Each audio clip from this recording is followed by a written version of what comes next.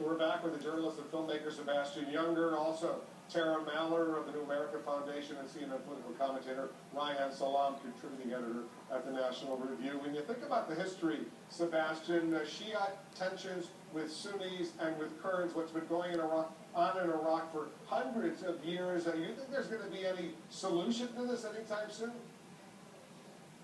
Well, it seems like Iraq is sort of in some ways a false concept historically. There really was three different areas, and maybe what we're seeing is an expansion of the Shia-Sunni conflict in Syria. It's spilled across the border. You've got basically Al-Qaeda fighting Hezbollah in Syria. And I think, there are some people who feel that we're headed towards a sort of regional Shia-Sunni conflict that ultimately pits Saudi Arabia against Iran.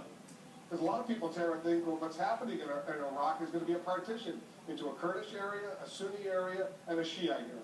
Yeah, that's one scenario that could play out. If things worsen, nothing happens, you could see self-segregating of the populations into areas which are already quite segregated as the country stands right now. I mean, this is not sort of unseen before. We saw this actually back during the 2004 to 6 period. The population started displacing and self-segregating themselves internally within cities. So we could see this again in the country. Or you could see military action strikes that sort of target terrorist strongholds in perhaps western Iraq, in Anbar province, or in perhaps the areas where the insurgents, ISIS, took hold in Mosul and Tikrit. So those are options on the table. Would that have a long and sustainable political shift in Iraq? Probably not. Might it set the group back a little bit? Possibly.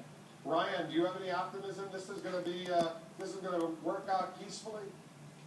I do not. I do think that one thing to pay attention to is what's happening in Iraqi Kurdistan. There are, of course, many Iraqi Kurds who wanted to separate themselves from Iraq for a very long time, and I think that this certainly strengthens their hand, and I think they're going to consolidate their power in the region, and that's also going to create complications for neighboring states with Kurdish minorities, including Turkey, including Iran, so I think that's something to pay attention to as well.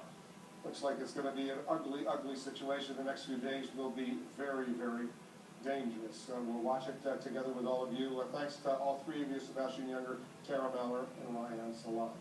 We're watching another developing